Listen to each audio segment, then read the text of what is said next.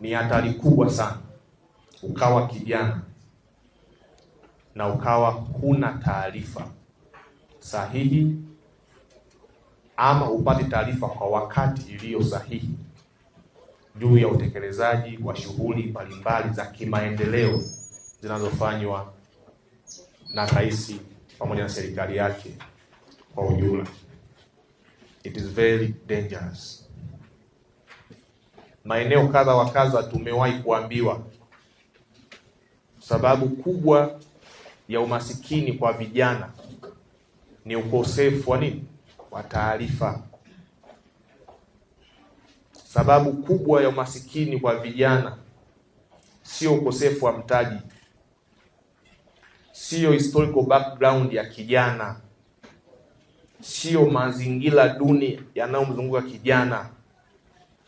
Umasikini kwa vijana walio wengi unasababishwa na kutokuwa na taarifa sahihi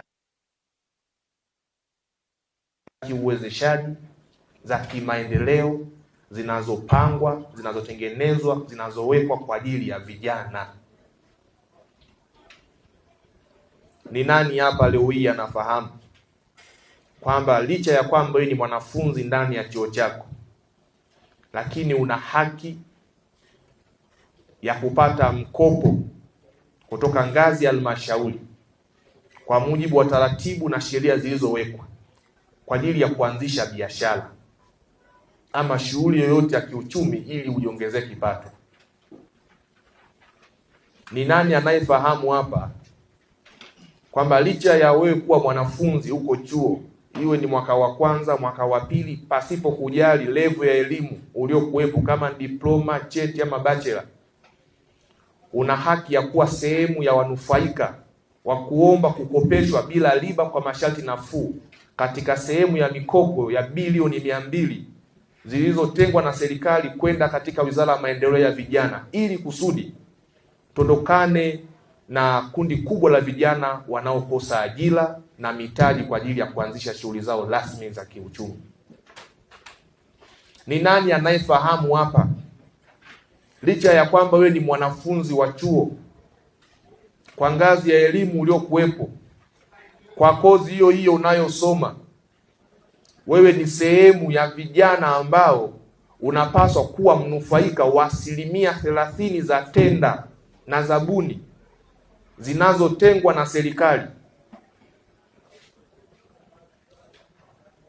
kwa ajili ya kusupply either bidhaa ama huduma muhimu za kijamii.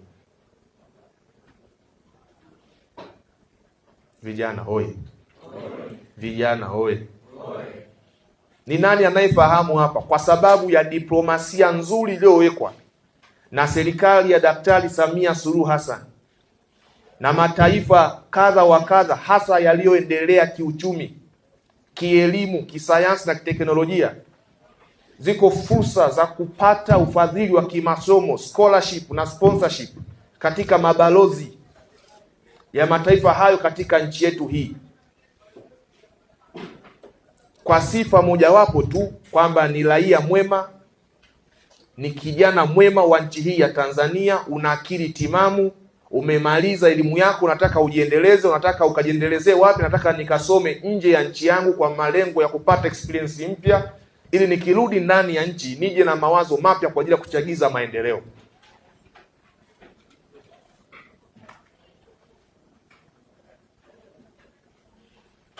Sasa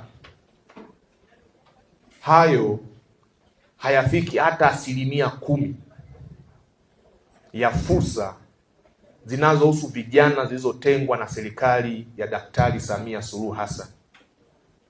Kama hizo 10% ufahamu, huo masikini unakuachaje salama?